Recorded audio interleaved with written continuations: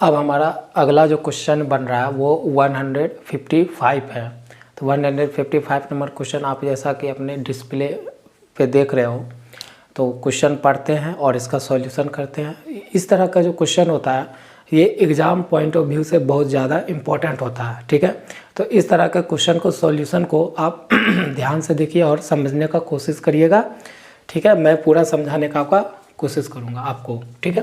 तो a reduction of 25% in the price of rice enable Mohan, क्या हुआ है कि चावल के दाम में 25% का क्या हुआ, प्राइस में डिक्रीज हुआ है, ठीक है। जिससे क्या हो रहा है मोहन जो है 2 kg ज़्यादा जो है राइस खरीद पा रहा है। मतलब प्राइस के दाम में जो 25% का कमी आया है उससे अब मोहन क्या किया है, अब जो चावल है वो 2 kg ज़्यादा खरीद रहा है, लेकिन पैसा कितना वो पेड कर रहा है, 240 रुपया। पहले भी 240 पेड करता होगा और अभी भी 240 पेड कर रहा है, लेकिन अब उसका जो क्वांटिटी है राइस खरीदने का वो 2 kg बढ़ गया। मतलब क्वांटिटी बोलिए या कंजम्पशन बोलिए। द रिड्यूस पर KG price of rice is, तो आपको रिड्यूस पर केजी प्राइस, आपका प्राइस का जो राइस है वो पूछा है, मतलब फाइनल वैल्यू पूछा है, मतलब फाइनल प्राइस पूछा है राइस का। तो चलते हैं इसका सॉल्यूशन करते हैं। पहले आप बताइए कि 25% का फ्रैक्शन वैल्यू क्या होता है, 1/4 होता है, ठीक है। ये 4 क्या होता है आपका ओरिजिनल प्राइस हो जाएगा, और ये क्या हो जाएगा 25% का जो डिक्रीज वैल्यू है उसका मान हो जाएगा, ठीक है। तो यहाँ लिख लेते हैं इनिशियल और यहाँ लिख लेते हैं फाइनल। तो पहले केस में नहीं, पहला नहीं, यहाँ लिखते हैं प्राइस हो रहा है ना, तो प्राइस जो है, प्राइस का बात हो रहा है तो प्राइस पहले कितना, ओरिजिनल कितना रहा होगा 4 रुपया उसमें 25% की गिरावट आ जाएगी, तो मतलब 4 रुपया रहा होगा, उसमें 25% गिरावट का मतलब 1 रुपया कम, तो 4 में 1 कटेगा तो 3। प्राइस हो गया कंजम्पशन, और इसके बाद क्या बनेगा एक्सपेंडिचर बनेगा। तो यहाँ पर देखिए यही तो वो खर्च कर रहा है कितना, राइस खरीदने में वो पहले भी 240 रुपया लगा रहा था, अभी भी 240 रुपया लगा रहा है। तो ये इसका मतलब क्या है एक्सपेंडिचर है, जो हमारा क्या है इस क्वेश्चन के लिए कांस्टेंट बताया जा रहा है। तो अगर कांस्टेंट है, एक्सपेंडिचर जब हमारा कांस्टेंट होता है तो प्राइस का जो रिलेशन कंजम्पशन के साथ वो क्या बनता है, इन्वर्स का बनता है।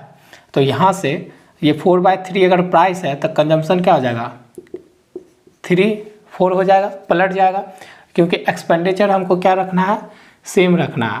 कहने का मतलब देखिए यहाँ हो गया 12 और यहाँ भी हो गया 12, लेकिन क्वेश्चन के अनुसार से ये 12 का दाम कितना है 240 और ये भी है 240। हमको इससे अभी लेन देन नहीं है, अगर इधर सेम है तो ये भी हम सेम दिखा दिए ना, हमको इससे मतलब है, कंजम्पशन से मतलब अभी, ठीक है। तो देखिए कंजम्पशन का यहाँ एक बार फ्रेज लिख लेते हैं, पहले प्राइस 3 और अब कंजम्पशन कितना, नहीं पहले कंज्यूम करता था 3 और अब कितना कर रहा है 4 केजी में, क्वांटिटी केजी में होता है ना, ठीक है। तो देखिए प्राइस जब नहीं घटा था, 25% नहीं घटा था, तो वो कितना कंज्यूम करता था 340 रुपया में 3 केजी। और जब राइस के प्राइस में 25% का कमी आया, अब वो कितना कंज्यूम कर रहा है 4 केजी। ये हम लोग का तो दिनचर्या वाला काम है कि दाम घटेगा तो हम कंजम्पशन बढ़ा देंगे, और दाम बढ़ेगा तो कंजम्पशन क्या करते हैं, घटा देते हैं। तो यही बात तो यहाँ हो रहा है। तो यहाँ पर देख रहे हैं कितना बढ़ गया है, 1 बढ़ गया है, लेकिन क्वेश्चन में कुछ बोल रहा है, क्वेश्चन में बोल रहा है नहीं वो 1 कंज्यूम नहीं कर रहा है ज़्यादा, वो अब कितना खरीद पा रहा है ज़्यादा 2 केजी खरीद पा रहा है ज़्यादा, मतलब 1 का मान कितना हो गया 2 केजी। तो इससे 3 का मान कितना हो जाएगा 3 × 1 मतलब 3 केजी, नहीं 1 का मान 2 ना, तो यहाँ 2 होगा। तो वो ओरिजिनली वो कितना कंज्यूम कर रहा था 6 केजी, और यहाँ से 4 का मान निकाल लेते हैं। तो फाइनल मतलब कंज्यूम कितना कर रहा है, तो 4 गुना 2 मतलब 8 kg। ठीक है, तो पहले कंज्यूम कर रहा था 6 kg, अब कितना कर रहा है, फाइनल दाम घटने के बाद 8 kg कर रहा है।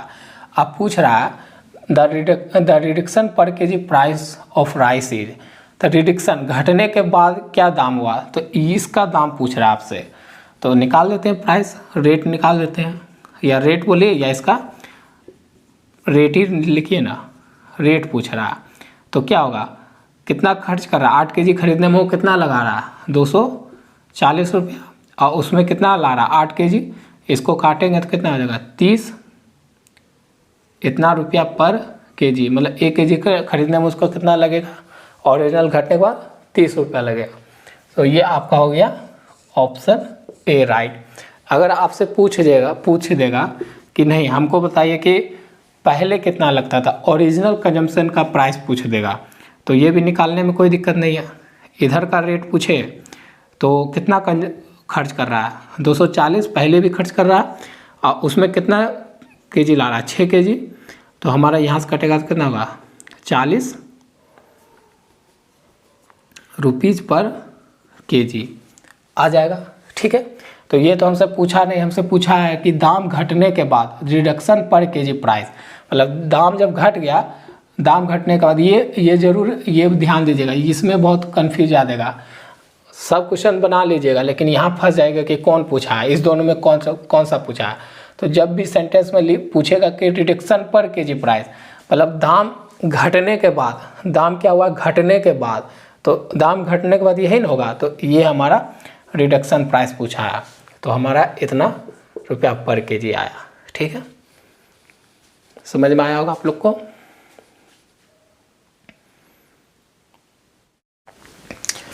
तो आज का हमारा क्वेश्चन नंबर है 156। तो 156 नंबर क्वेश्चन आप अपने डिस्प्ले पर देख पा रहे होंगे।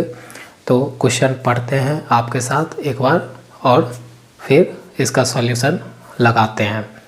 तो क्वेश्चन बोल रहा है the price of an article is reduced by the price of an article.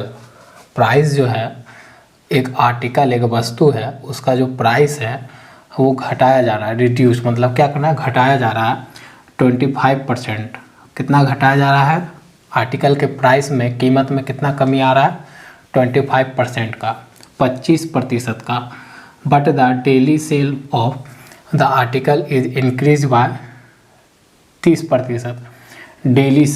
Daily cell उसका आर्टिकल का, वस्तु का जो डेली सेल है वो इंक्रीज हो रहा है 30% से। तो डेली सेल आर्टिकल कहने का मतलब क्या है, ये जो डेली सेल है ये आपका कहने का मतलब क्या है, कंजम्पशन है। क्या है आपका कंजम्पशन है। ठीक है, the net effect on the daily cell receipt is, तो आपको बताना है कि नेट इफेक्ट क्या पड़ा है डेली सेल रिसिप्ट पर, वो आपको निकालना है। तो ये क्वेश्चन आप पढ़कर कंफ्यूज मत होइए। ये क्वेश्चन आपका किस फॉर्मूला पे है देख लेते हैं। ये आपका है एक्सपेंडिचर बराबर प्राइस गुना में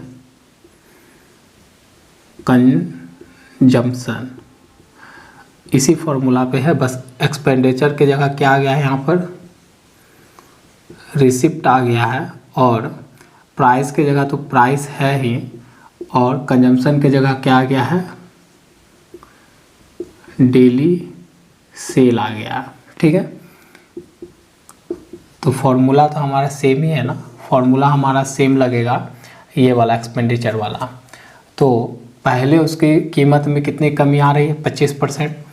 तो यहाँ से अगर सॉल्यूशन देख ले उसका हम, तो प्राइस में 25% का आप लोग फ्रैक्शन वैल्यू हमको बता दीजिए, तो क्या होता है 1/4 होता है।